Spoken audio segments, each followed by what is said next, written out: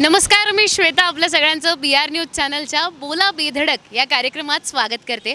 मंडळी, लोकसभा निवडणुका आणि विधानसभा निवडणुका अगदी जवळ आलेल्या आहेत आणि या निवडणुका जेव्हा जवळ येतात तेव्हा प्रत्येकाला वाटतं की मतदार राजासोबत आता आपल्याला बोललं पाहिजे, त्याच्या मनातलं जाणून गेलं पाहिजे।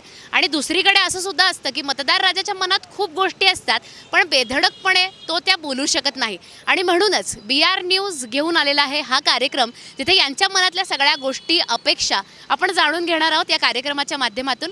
आणि याचसाठी आज आपण आलेलो आहोत जुळे सोलापूर येथील दावत चौक येथे।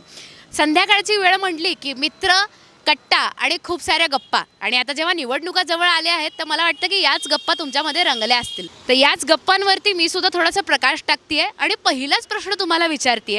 अख्ख्या भारतभर हा प्रश्न खूप रोमांचक पद्धतीने चाललाय की पूर्ण भारतात मोदी सरकार येणार की राहुल गांधी येणार, याच्यामध्ये तुम्हाला काय वाटतंय नेमकं? अपेक्षित तर आता काँग्रेस सरकारचे आहे, परंतु ह्या देशामध्ये वातावरण निर्मिती करण्यामध्ये भाजप पटाईत आहे। त्यामुळे त्यांनी 400 पार करून टाकलेलं आहे आणि वातावरण निर्मिती केलेली आहे। पण खरं आता राहुल गांधींची देशाला गरज आहे। यांचं म्हणणं आहे की राहुल गांधीची देशाला गरज आहे। मी शहर पातळीवर यायच्या आधी तुम्हाला महाराष्ट्राच्या राजकारणाबद्दल थोडंसं विचारू इच्छिते। भरपूर जण असं म्हणतात की महाराष्ट्राचं राजकारण जे आहे ते सगळं बिनसलं आहे किंवा त्याच्यामध्ये ढवळाढवळ खूप झालेली आहे, असं लोकांचं म्हणणं आहे। आणि काही जण असं म्हणतात की जे झालं ते योग्य झालं। तर तुमचं याच्यावरती काय म्हणणं आहे? नाही, जे घडलं ते अयोग्य घडलं। भाजपने घरफोडी किंवा पक्षफोडीचं जे पाप केलं आहे, ह्या पापाची त्यांना शिक्षा 100% या इलेक्शनला त्यांना मिळणार आहे। पण या सगळ्यांमध्येही मतदार राजा खुश आहे का, किंवा मतदार राजाला ज्या अपेक्षा होत्या त्या पूर्ण झाल्या का? अजिबात नाही। मतदार राजाला ह्या ज्या गोष्टी घडल्या महाराष्ट्रामध्ये त्या अजिबात आवडलेल्या नाहीत। पण एकीकडे लोक असं म्हणतात की राम मंदिर असू देत किंवा खूप साऱ्या जनतेच्या मनातली प्रश्न यांनी सोडविली, तर यावरती आपलं काय मत आहे? नाही, रामाबद्दल प्रत्येक भारतीयाला अभिमान आहे 100%, परंतु ह्या धर्माचं राजकारण जे केलं, श्रेय लाटण्याचा जो प्रयत्न केला तो चुकीचा होता। आणि भरपूर जणांचं असं सुद्धा म्हणणं आहे की देश आहे तो देश टिकला पाहिजे, लोकशाही टिकली पाहिजे, खूप नेते आले खूप गेले पण मतदार राजा टिकला पाहिजे आणि याची मतं टिकली पाहिजे। याबद्दल तुम्हाला काय वाटतं? कारण आपण जेव्हा मत देतो तेव्हा प्रत्येक वेळी आपलं मनात हे असं की माझ्या अपेक्षा पूर्ण झाल्या पाहिजेत, माझ्या काही बेसिक गरजा आहेत त्या पूर्ण झाल्या पाहिजेत। तर तुमच्या बेसिक गरजा पूर्ण होत आहेत का? तुम्ही ज्यांना मतं दिली त्यांच्यावरती ज्या अपेक्षा होत्या त्या पूर्ण होत आहेत? आता पुढे काय सांगतात सांगा, आल्यानंतर काय करतात? अपेक्षा पूर्ण करतात आमच्या, आम्ही ते विचार करतोय बरं का। बाकी म्हणजे तुमचं असं म्हणणं आहे की अपेक्षा पूर्ण होत आहेत। तर तुमच्या या यंदाच्या निवडणुकांमध्ये शहर पातळीवर संभाव्य जे उमेदवार असतील, काँग्रेसकडून असं म्हटलं जातं की प्रणितीताई असतील आणि भाजपकडून अजून संभाव्य उमेदवार कळलेले नाही आहेत, तर यावरती तुमचं काय म्हणणं की नेमकं सोलापुरात काय कोणाचा झेंडा रोवला जाणार आहे? सोलापूर सांगू शकत नाही काय घडेल, पण तुमच्या अपेक्षा काय असतील यांच्याकडून? आपण यांना विचारूयात की तुमच्या बेसिक अपेक्षा काय आहेत निवडून येणाऱ्या लोकांकडून? भाजप यायला पाहिजे। आमचं दक्षिण सोलापूर होडगी गाव आहे, पीक विमाबद्दल काहीच बोलत नाही आणि जमावे होत नाही। कोणा सगळ्याला सांगितलं काय तर पेपरला फुकट काय तर देतात आणि जमा झालेलं जाऊन बघतो तर काहीच नाही, म्हणून भाजप आला तर चालतं। आणि यांच्या अपेक्षा आहेत की भाजप आला तर चांगलं होईल। इकडे पुढे आपण विचारूयात की शहर पातळीवर तुम्हाला काय वाटतं की तुमच्या अपेक्षा काय आहेत? म्हणजे कोणत्याही पक्षाकडून आपण बोलत नाही आहे, पण नेमक्या तुमच्या अपेक्षा काय आहेत येणाऱ्या उमेदवाराकडून, खासदाराकडून, आमदाराकडून? जनतेची सर्व कामं झाली पाहिजेत बरं का।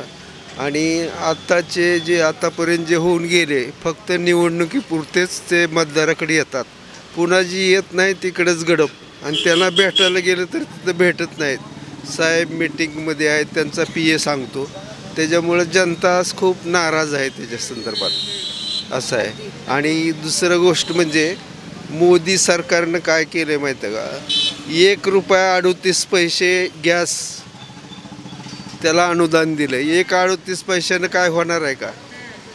ती एक। आणि दुसरी कागदपत्रे एवढी वाढवून ठेवली ती खेड्यातल्या लोकांना ती जमा करून त्याचा लाभ घेताच येत नाही आणि त्यांना काहीच कळत नाही। KYC म्हणजे काय किंवा आधार लिंक करायचा पाहिजे, ग्रामीण भागात त्याची सोय नसते आणि त्यामुळे त्यांनी त्याच्यापासून वंचित आहेत। फक्त योजना जाहीर करणे आणि इकडं अडकावून टाकणे अशी कागदपत्र वाढवून हे असं पूर्वीसारखंच व्हायला पाहिजे। हां, त्याच्यामुळे ही फार अडचण झाली लोकांची. काँग्रेसच्या जमान्यामध्ये असं काय नव्हतं. ती मोदी आल्यापासून हे असं सगळं चाललेलं आहे. म्हणजे कागदपत्र वाढवून ठेवलेले आहेत, त्याच्यामुळं लोकांना त्याचा लाभ होत नाही. फक्त तिकडं हे करायचं, लोकांना फक्त आशेचं गाजर दाखवायचं आणि करायचं काहीच नाही, असं माझं मत आहे. अगदी. आणि याला साजेसं सुविचार इथे खूप सुंदर लिहिलेलं आहे. नारळ आणि माणूस दर्शनी चांगले दिसत असतील तरी नारळ फोडल्याशिवाय आणि माणूस जोडल्याशिवाय समजत नाही. त्यामुळे गेली 70 वर्ष 60 वर्ष आपण जे म्हणतो की काँग्रेस सरकारने राज्य केलं आणि त्यानंतर म्हणजे त्यांच्या कार्यकर्तेत आपल्याला कळलं की त्यांचं कार्य कसं आहे आणि म्हणून आपण चान्स दिलेला भाजप सरकारला आणि त्यांचं कार्य कसं झालं हे आपण यांच्याकडून जाणून घेऊया. मला तर वाटतंय की या वेळेला महाराष्ट्रात हे भाजपचं सरकार येणारच नाही. कुणाचं येईल सांगतो, बरं का, मी स्पष्ट सांगतो.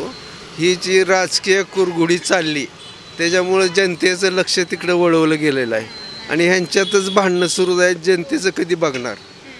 आणि मध्येच टांग दिली आता त्या ठाकरेला, बरं का, ठाकरेचा सुपडा साफ केला तिकडं, त्याच्यामुळे जनता नाराज आहे. आता ती जनता अंतर्गत बोलायला लागली की ठाकरेला शरद पवारलाच मत निवडून आणायचं आणि काँग्रेसला, ही भाजपला शिंदे सरकारला अजित सरकारला हे काय आणायचं नाही अशी अंतर्गत चर्चा आमची हीच असते. म्हणजे खूप अतिशय सुंदर असं एक्सप्लेनेशन यांनी दिलं की अंतर्गत यांच्या ज्या गोष्टी चालल्या त्याच्यामुळे यांचं लक्ष अजिबात आपल्या मतदार राजाकडे नाही आहे आणि शेवटी हे विसरता कामा नये की मतदार राजा हा तुमचं भविष्य ठरवणार आहे. तर तुम्हाला काय वाटतं की यंदा तुम्ही मतदान करताना कोणत्या कोणत्या गोष्टी लक्षात ठेवणार आहात? हे वेगवेगळे पक्ष आहेत ना, तर आपापल्या पक्षाचा जाहीरनामा प्रसिद्ध करतात. आम्ही हे करणार आहे ते करणार आहे, बरं का. परंतु एकदा निवडून आले की मग त्याच्याकडे रुजूनही पाहत नाहीत. तर हे बरोबर नाही आहे. लोकांची दिशाभूल करायची आणि मतं मिळवून घ्यायची आणि आता आघाडी आहे, आघाडीमध्ये बिघाडी आता होत चालली. असंच म्हणजे फक्त कधी आपल्या वाटलं तरी यायचं, एकत्र यायचं, बोलायचं, लोकांचं काय मत असेल, आम्ही असं करणार आहे तसं करणार आहे, आम्हाला तुम्ही निवडून द्या. आणि लोकांचं नाराज लोक आहेत, बरं का. आपण आपल्या ज्या काय अडचणी आहेत आपल्या पुढं विकासाच्या दृष्टीने असं काही होतच नाही आहे. आज आम्ही किती वर्षापासून पाहतो आहे, अजून पाण्याचा प्रश्न, प्यायचा पाण्याचा प्रश्न मिटलेला नाही. आपण आता आम्ही टी व्हीवरती बघतो तर 2-2, 4-4 मैलावरून ते घागरीने पाणी खाली उतरायचं आणि एक घागर असं आणायचं. दवाखाने नाहीत, शिक्षणाची आबाळ आहे, शाळा नाहीत, शाळा आपल्या असले तरी शिक्षक तिथं राहत नाहीत, आरोग्य जबाबदारी असंच आहे. तर त्या दृष्टीने प्रशासन कडक व्हायला पाहिजे, पण प्रशासन कडक होत नाही. त्याला कारण काय, वरून दबाव असतो, त्या दबावामुळं काम होत नाही. आणि मोठमोठे आता अधिकारी असतात, जिल्हा प्रशासन, आता आम्ही सामान्य लोक आहेत, जिल्हाधिकारी आहेत, जिल्हाधिकाऱ्यावर सुद्धा दबाव येतो. त्यानंतर तुमचे DSS आहेत त्यांच्यावर सुद्धा दबाव येतो. त्यांच्या मनात पुष्कळ असतं की आपण असं करावं, ते जे लोकांच्या सुधारण्याकरता आपण काय ते करायला पाहिजे, काम करावं, पण त्यांना करू देत नाहीत. जोपर्यंत हे अधिकारी लोकांवर ते दबाव येत नाही आणि त्यांच्या म्हणण्याप्रमाणे त्यांना काम करू देत नाही तोपर्यंत काहीही होत नाही. अगदीच. आणि मला असं वाटतं ज्याप्रमाणे ऊन तापत चाललं आहे, राजकारणही तापत चाललं आहे, पण पाण्याचा प्रश्न काही सुटत नाही आणि तोही तापत चाललेला आहे. दुसरीकडे यांचं असं म्हणणं आहे की जे काही जिल्हाधिकारी आहेत किंवा अधिकारी आहेत त्यांना त्यांचं मनाचं करू दिलं, बिना दबाव आणल्या तर मला वाटतं कुठे ना कुठे नागरिकांचे प्रश्न सुटतील असं यांचं म्हणणं आहे आणि असंच काहीतरी निर्णय यंदा ते मतदानात घेणार आहे. मी तुम्हाला विचारू इच्छिते की तुम्ही ज्या एरियामध्ये राहता त्या एरियामध्ये तुम्ही ज्यांना कोणाला मतदान दिलं किंवा जे निवडून आले त्यांनी कार्य कसं केलं, अपेक्षित कार्य झालं आहे का? नाही, त्यांच्याकडून अपेक्षा पूर्ण झालेल्याच नाहीत. फक्त मतदानापुरतं सांगायचं की आम्हाला तुमच्यासाठी हे करू ते करू, परंतु प्रत्यक्षात मात्र ते तिकडं पुन्हा फिरकत पण नाहीत. कुठं आहेत ते शोधायला जावं लागतं त्यांना. आणि तरी शोधूनही सापडत नाहीत, वेळही देत नाहीत ते. त्यामुळे मतदारांच्या त्या अपेक्षा पूर्ण करत नाहीत ते. फक्त आता एक सांगायचं म्हणजे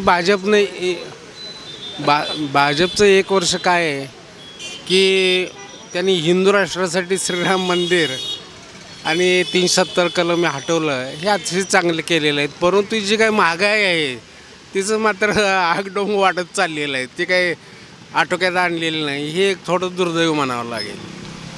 मला असं वाटतं की प्रत्येक नागरिकाच्या मनात खूप बेसिक अशा एक्सपेक्टेशन्स आणि अपेक्षा आहेत, जसं की स्वच्छ पाणी, व्यवस्थित दिवसाआड पाणी आलं पाहिजे, स्वच्छ रस्ते, व्यवस्थित रस्ते असले पाहिजेत, किंवा मग ज्याप्रमाणे हे सगळे म्हणाले की आमच्या खूप बेसिक गरजा आहेत त्या अजूनही पूर्ण झालेल्या नाहीत.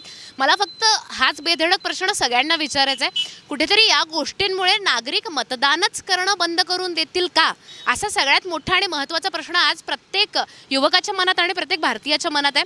90 वर्षांचे हे आजोबा असू देत किंवा माझे समवयीन वर्षाचे युवक असू देत, प्रत्येकाला मतदान करणं हा जरी खूप महत्त्वाचा आणि मोलाचा भाग आयुष्यात असला तरी मतदान केल्यानंतर ते कितपत योग्य ठरते किंवा त्याचा फायदा होतोय हे आपण अजून बेधडकपणे जाणून घेणार आहोत. आणि त्याचसाठी सध्या आपण आहोत जुळे सोलापूर येथील दावत चौकात. आपण म्हणतो की आपण मतदार आहोत आणि प्रत्येक मतदाराचं जे मत असतं ते फार महत्त्वाचं असतं. आपल्याला अगदी पाणीपुरी, चटकदार भेळ खाऊ घालणारे हे दादा आपली एकदम मस्त हाताची जादू दाखवून आपल्याला एकदम चटकदार भेळ आणि पाणीपुरी तर खाऊ घालतात. पण आज त्यांना मला पाणीपुरी मागायची आहे ना भेळपुरी, पण त्यांना एक प्रश्नाचं उत्तर विचारून घ्यायचं आहे. दादा, तुम्हाला काय वाटतं की तुमच्या एरियामध्ये जे कोणी निवडून येतात किंवा ज्यांना तुम्ही मतं दिली ते तुमच्या अपेक्षांवरती खरे ठरत आहेत का? किंवा ज्याप्रमाणे तुम्ही लोकांना अशी मस्तपैकी पाणीपुरी देऊन खुश करता त्याप्रमाणे यांनी तुम्हाला स्वच्छ पाणी, सुंदर रस्ते देऊन खुश केलं आहे का? अजिबात नाही. आता बघताच की आता खासदार झालेला, आता खासदार होऊन 5 वर्ष झाले, खासदार कोण आहे ते बी माहीत नाही. आणि पहिले जे खासदार होते त्यांचं बी तेच होऊन झाले. खासदार कसं पाहिजे, जे आता सोलापूर जिल्हा आहे यात युवकाला एकतर काम नाही, ते कामं भेटले पाहिजे युवकाला. आता शिक्षण बघताय तुम्ही, शिक्षण केलं सगळं म्हणजे वायपटच चाललं आहे सगळ्याचं. म्हणजे नेमका तुमच्या या अपेक्षा आहेत की जो युवक इथे शिकतोय त्याला इथेच नोकरी मिळाली पाहिजे, इथे त्याचा व्यवसाय चालला पाहिजे. बरोबर आहे. इथं कामधंदे नाही, ते काय नाही, ते जे ते निस्ता बडाय मारते, आम्ही हे करू आम्ही ते करू, करत तर कोणच नाही. आणि सोलापूरकडे लक्ष कोण देत नाही, फक्त निवड येण्यापुरतं मी हे करतो मी ते करतो अमुक आश्वासन देतात आणि इकडून निघून जाते, दुसरं काय नाही, सगळं तुटलं. मला पुढचा प्रश्न तुम्हाला हा विचारायचा आहे की तुम्ही रोज जेव्हा इथे गाडी लावता तेव्हा दिवसातून भरपूर लोक तुमच्याकडे येत असतील आणि या गप्पा ऑब्व्हियसली तुमच्या या खुर्च्यांवरती रंगत असतील की यंदा राहुल गांधी येणार की मोदी सरकार येणार. महाराष्ट्राचं राजकारण नेमकं काय चाललंय, हे ढवळाढवळ योग्य आहे की नाही, किंवा युवकांच्या मनातली ही प्रश्न या खुर्च्यांवरती तुम्ही नेहमी ऐकत असाल, तर यांच्या मनात नेमकं काय चालतं किंवा तुमच्या कानात काय कुजबूज पोहोचते? त्यांना काय जे राजकारण चालतंय ते नुसतं एकमेकाचं फायद्यासाठीच बघत असतात, हे करत असतात अमुक गोष्टी. खरं जे आता सध्याची पिढी बघतात त्यांच्या हितासाठी कोणच काम करत नाही आणि कोणच लक्ष देत नाही. त्यामुळं कोण ह्या पक्षाचं बोलतं आहे, कोण त्या पक्षाचं बोलतं आहे, त्यामुळं आम्ही बी काय लक्ष देत नाही, काय नाही, आम्ही आमच्या कामात असतो. म्हणजे माझं जे म्हणणं मगाशी होतं की आपण या सगळ्या लोकनेत्यांवरती विश्वास ठेवून मतं देतोय पण आपल्या अपेक्षांवरती हे खरे ठरत नाही आहेत असं लोकांचं म्हणणं आहे. आणि कुठे ना कुठे हे दादा जसं म्हणाले की मग मी लक्ष देत नाही आणि मी माझं काम करतो, मला असं वाटतं की प्रत्येकाने जर असा निर्णय घेतला तर लोकशाहीवरती प्रश्नचिन्ह निर्माण होईल, मतदानावरती प्रश्नचिन्ह निर्माण होईल आणि ही बेधडक प्रश्न आपण अशीच विचारत राहणार आहे. तोपर्यंत आपण पाहत राहा BR न्यूज. नागरिकांच्या समस्या जाणून घ्यायचा प्रयत्न आपण करतोय आणि त्यांना बेधडकपणे बोलायला सांगतोय की नेमका तुम्हाला अपेक्षा काय आहेत आणि तुमच्या समस्या काय आहेत. इथे काही नागरिक आहेत, आपण त्यांना विचारूयात. माझा सर्वात आधी प्रश्न तुम्हाला हा असेल की पूर्ण भारतभर आता हा एक मुद्दा खूप रोमांचक रीतीने सगळीकडे चालू आहे की मोदी की राहुल गांधी, यावरती तुमचं म्हणणं काय आहे? ते पण बोलतो, पण प्रथमतः BR न्यूज चॅनल जुळे सोलापूर मध्ये येऊन आमच्या जनतेचं जे बेधडक आहे ते प्रश्नाचं उत्तर देण्यासाठी तुम्ही इथे आल्याबद्दल मी प्रथम तुमचं हार्दिक स्वागत करतो. पण सध्या म्हणजे आमच्या सोलापूरची परिस्थिती बिकट आहे, कारण ज्यावेळेस 2 टर्न भाजपचे खासदार येऊन गेले आणि भाजपचे खासदार आमच्या इथं अख्ख्या सोलापूर जिल्ह्यामध्ये कधीच दखल दिली नाहीत. त्यामुळं आमचे म्हणजे सोलापूरमधले जेवढे पण नागरिक आहेत तेवढे भाजपवर नाराज आहेत, कारण त्यांनी काम केले नाहीत. आता जे आमचे आता भावी म्हणजे अगोदरचे माजी खासदार म्हणलं तरी चालेल, ते जय सिद्धेश्वर महाराज तर कधी सोलापूर जिल्ह्यामध्ये कुठेच फिरले नाहीत. आमच्या तर जुळे सोलापूरमध्ये कधी दिसले पण नाहीत. त्यामुळं आमचे सोलापूरमधले नागरिक त्यांच्या म्हणजे त्रस्त आहेत की त्यांनी कुठलेच कामं केले नाहीत. त्यामुळं आमचा कल म्हणजे सर्वांचा कल काँग्रेसकडे जाणार आहे. म्हणजे काँग्रेसकडे प्रणितीताई थांबो किंवा इतर कोणीही थांबो. त्यामुळे सगळ्यांचं आता जे कल आहे ते सध्या तर बहुतेक प्रणिती शिंदेताईकडे किंवा काँग्रेसकडे कल चाललेला आहे खासदारकीचा. आणि मला काय म्हणायचं आहे की सोलापूर शहरामध्ये सिटी बस बंद आहे. आमदार खासदारचे डोळे का झाकलेत का? लोक चालत जातात, इथून चालत जायचं, आश्रमामध्ये थांबायचं, आश्रमातून रिक्षा करायची, रिक्षात 30 रुपये द्यायचं आणि स्टँडला उतरायचं. सिटी बसला 15 रुपये 10 रुपये तिकीट होतं. मग आमदार खासदार आणि नगरसेवक काय झोपलेत का? त्यांना सिटी बस चालू करता येत नाही का? नळाचं पाणी 5-5, 6-6 दिवस पाणी नसते आणि त्याचे पण तुम्ही टॅक्स घेता महानगरपालिका. आणि दुसरी गोष्ट 60,000 तुम्हाला आत्ताच सांगालो आहे, 60,000 कनेक्शन ज्या घरामध्ये नळाचं कनेक्शन दिले नाहीत त्या 60,000 कनेक्शन घराच्या म्हणजे ते बिल तुम्ही काय घेता? तुम्ही त्यांच्या घरामध्ये नळ कनेक्शन नाही तरी पण तुम्ही 60,000 कनेक्शनचे तुम्ही पैसे कसं घेता? महानगरपालिका बिल का घेता? त्याचं पण आम्हाला पाहिजे ना. कारण जे आता तुमच्याकडं नळ नाही, यांच्याकडं नळ नाही, त्यांच्याकडं नळ नाही आणि तुम्ही त्यांची बिल घेता.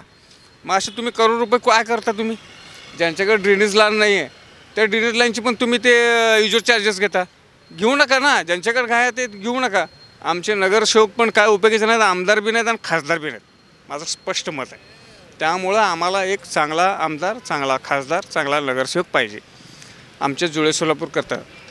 आमचे नगरसेवक काय नगरसेवक कारण डोळा करतात की मी हे काम केलो, मी ते काम केलो, मी ते काम केलो. कोणी काही कामं केले नाहीत, हे माझं स्पष्ट मत आहे. म्हणजे बेसिकली सोलापूरकर म्हणून तुम्ही भाजपवरती नाराज आहात आणि ज्या काही बेसिक अपेक्षा आहेत त्या तुमच्या पूर्ण झालेल्या नाहीत असं तुमचं म्हणणं आहे. आणि देशपातळीवर जो माझा पहिला प्रश्न तुम्हाला होता की देशपातळीवर तुम्हाला काय वाटतंय? आता जसं तुम्ही सोलापूरमध्ये म्हणताय की प्रणिती शिंदेताई असो किंवा कुणीही, तुम्ही काँग्रेसकडे तुमचा कल आहे. देशपातळीवरती देशाचा कल कुणाकडे तुम्हाला काय वाटतं? आमचं तर मत आहे परत काँग्रेसच यावं, कारण भाजपमध्ये नाही. कारण भाजप हे जातीय रंग देणारा पक्ष आहे. त्यामुळं आम्ही भाजपला सध्या तरी आमचं म्हणजे लोकांचं मूडच गेलं आहे, भाजपला नाही, काँग्रेसच. कारण गोरगरिबांचा कैवारी म्हणलं तर काँग्रेसच. यांचं म्हणणं असं आहे की गोरगरिबांचा कैवारी म्हणजे काँग्रेस. आपण बाकीच्या नागरिकांकडून जाणून घेऊयात की नेमकं त्यांचं म्हणणं काय आहे, त्यांना काय वाटतंय. सर, हा सेम प्रश्न तुम्हाला असेल की सोलापुरात हे जे सगळं कार्य चालू आहे त्यामध्ये तुम्ही कितपत अपेक्षा पूर्ण झालेल्या आहेत आणि तुमचं म्हणणं आणि मागणं नेमकं काय आहे? सोलापूरमधील गेले 10 वर्ष आपण सत्ताधीन बघितलेले आहेत. दोन्ही खासदार फेल गेलेले आहेत, स्थानिक दोन्ही आमदार फेल गेलेले आहेत. मला तर वाटतं सोलापूर जिल्ह्यामध्ये सर्व भाजप सत्ता आहे, महापालिकेत सत्ता आहे, देशात आहे, राज्यात आहे. तरी सोलापूर शहराच्या कुठल्याही अपेक्षा आणि कुठल्याही नागरिक अपेक्षा पूर्ण झाल्या आहेत असं मला तर वैयक्तिक वाटत नाही. जे झाले असतील थोडंफार ते केंद्रातनं किंवा राज्य शासनाकडे निधी आलेले आहे, त्यातनं बी घोटाळा झालेला आहे. स्मार्ट सिटीचा एवढा मोठा घोटाळा झालेला आहे. जुळे सोलापूर भागामध्ये 283 कोटी काय तर ट्रेन येण्यासाठी आणली होती, त्यात पण भ्रष्टाचार झालेला आहे. जुळे सोलापूरमध्ये आता सध्याला आरक्षित जागा नाही आहे. जे आरक्षित जागा होते ते आरक्षण उडवून ते पण गडप केलेले आहेत. म्हणजे कुठल्याच अपेक्षा नागरिकांच्या आहेत भाजप सरकारी काळ तर पूर्ण झालेले नाहीत. त्यामुळे सर्व नागरिक आणि सर्वसामान्य जनता नाराज आहे त्यांच्यावर. त्यामुळे येणाऱ्या काळामध्ये तर आम्ही काँग्रेसला सपोर्ट करणार आहे. म्हणजे तुमचं असं म्हणणं आहे की गेली 10 वर्ष तुम्ही भाजपला चान्स देऊन पाहिलंय, पण पुन्हा एकदा तुम्हाला काँग्रेसकडे वळावं लागेल आपल्या अपेक्षा पूर्ण करण्यासाठी. भाजप भ्रष्टाचार नाही, भ्रष्टाचार नाही म्हणते. आज आमच्या डीमार्टपासून पाण्याची टाकीपासून ते बॉम्बे पार्कपर्यंत आणि IMS शाळेपासून ते शिवशक्ती रिक्षा स्टॉपपर्यंत, जुन्या IMSपर्यंत 1,12,00,000 रस्ता मंजूर केले, रस्ता तयार केले. तुम्ही सर्वजण तिथं कॅमेरा जाऊन फिरवा. रस्ता इतका बिकट झाला ना, बिकट. 1,12,00,000 कशाला म्हणतात? रस्ता कसा तयार करायला पाहिजे हे तुम्हाला पण माहीत आहे. तुम्ही तर पत्रकार आहेत, संपादक आहेत, सगळेजण आहेत. फक्त ते एक म्हणतात ना, पाण्याचे झाड टाकल्यासारखं 2 असं वर टाकायचं, डांबर फिरवायचं, निघून गेलं. त्याला 1,12,00,000 रुपये जातात. म्हणजे भ्रष्टाचार तुम्हीच के. लोकांना कशाला भ्रष्टाचार म्हणता तुम्ही? आयडिया काय ते ED BD लावता करता, लावू नका ना तसं. विनाकारण तुम्ही बघा ना, तुमचे कार्यकर्ते काय करते, तुमचे नगरसेवक काय करते, तुमचे आमदार काय करते, तुमचे खासदार काय करते, तुम्ही पण लक्ष द्या. देत नाहीत कोण असं लक्ष. आता तुम्ही जाऊन तिथं बघा रस्त्याची दुर्दशा काय. ट्रक गेली की ते रस्ता खराब व्हायला आहे. आता हे डीमार्टपासून ते परत जुन्या IMSपर्यंत काय ते स्मार्ट सिटीमध्ये सुशोभीकरण केलं आहे. बघा तिथं जाऊन काय काय केलं. तुम्ही आता जाता जाता फक्त कॅमेरा मारून जावा, म्हणजे तुमच्या लक्षात येईल की आपण काय केलं. खुर्च्या तुटलेल्या आहेत, अमुक तुटलेलं आहे, तमुक तुटलेलं आहे, म्हणजे तुम्ही याला कोट्यवधी रुपये घालायचं. मग ते आमच्या टॅक्स पैशामधूनच की. आणि आम्ही जर टॅक्स नाही दिलं की मार्च एंडला आमच्या घराला काय सील करा आणि हे करा, मग ह्याला काय उपयोग आहे. मग तुमच्या घराला सील करायला पाहिजे ना आमदार खासदारच्या लोकांना. माझं स्पष्ट मत आहे. पण तुमच्या घराला सील करा, म्हणजे त्यावेळेस तुम्हाला कळेल की बाबा गोरगरिबाच्या घराला सील केल्यानंतर काय असतं ते. अरे ज्याच्या घरामध्ये नळ नाही त्याला तुम्ही ते टॅक्स लावता, म्हणजे तुम्हाला लाजिरवाणी गोष्ट ना. महानगरपालिकेचे नगरसेवक असू दे किंवा महापौर असू दे, त्यांना सुद्धा कळायला पाहिजे ना, किंवा आमदार खासदार असू दे. ज्याच्या घरामध्ये नळ नाही, 60,000 कनेक्शन साहेब ह्याचं तुम्ही काढा, तुम्ही तुमच्या ह्याच्यामधून काढा चॅनलमधून की 60,000 कनेक्शन ज्याला तुम्ही म्हणजे नसताना तुम्ही त्यांची बिलं काढलेत, पाणीपट्टी काढलेत. तुम्ही काढा, आवाज उठवा ह्याच्यावर. तुम्ही आम्ही नागरिक कितपण तुमच्या मागं असणार, तुम्ही पण आवाज उठवा थोडा. तुम्ही पत्रकार आहे, तुम्ही चॅनलवाले, उठवा आवाज. आवाज उठवण्यासाठीच आम्ही हा बोला बेधडक कार्यक्रम चालू केलेला आहे. आणि अतिशय बेधडकपणे तुम्ही बोललेला आहात. आणि मला वाटतं यंदाच्या निवडणुकांमध्ये तरी तुमच्या या सगळ्या अपेक्षांवरती हे येणारे उमेदवार खरे ठरतील. अजून एक दादा इकडे आहेत, आपण त्यांना विचारूयात की तुमचं म्हणणं नेमकं काय आहे की या दोघांनी जे नाराजी दाखवलेली आहे, तुम्हाला काय वाटतं की सोलापुरात जे आता सगळं कार्य चालू आहे, राजकीय कार्य, त्याबद्दल आपलं काय मत आहे? तुम्ही जो सुरुवातीला प्रश्न केला राहुल गांधी की नरेंद्र मोदी, त्याचं एकच उत्तर आहे, लोकशाही का लोकशाहीचं खच्चीकरण. तुम्हाला लोकशाही पाहिजे का लोकशाहीचं खच्चीकरण पाहिजे? यात जनता समजदार आहे. तुम्हाला लोकशाही मानणारा वर्ग पाहिजे की लोकशाहीला पायी तुडवणारा एक वर्ग पाहिजे. तर आम्ही लोकशाहीच्या बाजूने, जो लोकशाहीचं संरक्षण करेल, या संविधानाचं संरक्षण करेल. माणूस जगला पाहिजे, सगळ्यात महत्त्वाची गोष्ट. माणूस जगला पाहिजे, माणसाच्या हाताला काम मिळालं पाहिजे. माणसाचा विकास हे राजकारणाचं धोरण असलं पाहिजे. हे धोरण बाजूला ठेवून जर तुम्ही परस्पर दोन जातीमध्ये, दोन धर्मामध्ये, दोन भाषांमध्ये, वितुष्ट शेजाऱ्यामध्ये आज माणूस एका ठिकाणी जर घर घ्यायला गेला तर तिथं पाहिलं जातं की तो कोणत्या जातीचा आहे. अशी परिस्थिती राजकारणाच्या माध्यमातून निर्माण जर होत असेल तर हे राजकारण या देशाला मारक आहे. म्हणजे नेमकं तुमचं म्हणणं काय आहे? म्हणजे अगदीच आपण मतदान यासाठी करतो की लोकशाही जिंकली पाहिजे आणि लोकशाही टिकली पाहिजे, पण मग तुमचं नेमकं म्हणणं काय की गेली 10 वर्ष आपण लोकशाही टिकवली नाही? नाही, लोकशाहीला मारक हा शब्द त्यासाठी पुरेसा आहे. लोकशाहीला मारक असणारी धोरणं ज्या पक्षाने राबवली आहे त्या पक्षाच्या विरोधात जनता नक्कीच उत्तर देईल. या देशाने इंदिरा गांधीला सुद्धा पराभूत केलं आहे, लक्षात घ्या. हे तर खूप छोटे लोक आहेत. ही विचारधारा आहे ती देशाचं संविधान किंवा देशाची लोकशाही संपवणारी विचारधारा आहे. लोक त्या पक्षाला सुद्धा संपवतील. आज इलेक्ट्रोल बॉन्डसारखा ताजा घोटाळा येतं, मीडिया त्याच्यावर कधी बोलणार आहे? आम्हाला तर असा प्रश्न आहे की तुम्ही सुद्धा तो मांडता का नाही, हा प्रश्न आमचे मुलाखत. इलेक्ट्रोल बॉन्डसारखा घोटाळा तुम्ही हे जर दुसऱ्या पक्षाने कुठे केला असं तर अहो किती हे काय कुणीकडे चाललो आहे आपण? भविष्य अंधकारमय आहे, दुसरं काय नाही. राहुल गांधी किंवा मोदी हा प्रश्न महत्त्वाचा नाही, देश महत्त्वाचा आहे. आणि जो देशाच्या बाजूने असेल त्याला जनता सपोर्ट करेल. मला सुद्धा असंच वाटतं की देश टिकणं महत्त्वाचं आहे, लोकशाही टिकणं महत्त्वाचं आहे आणि लोकशाहीचा हा कणा म्हणजे हा मतदार राजा आणि याचं मत महत्त्वाचं आहे. तेव्हा अशी बेधडक उत्तरं आपण जाणून घेणार आहोत सोलापूरकरांकडून, या नागरिकांकडून. बोला बेधडक या कार्यक्रमामध्ये कॅमेरामॅन मुझम्मिलसह मी अँकर श्वेता झंवर. पाहत रहा BR न्यूज, चॅनल नंबर 102.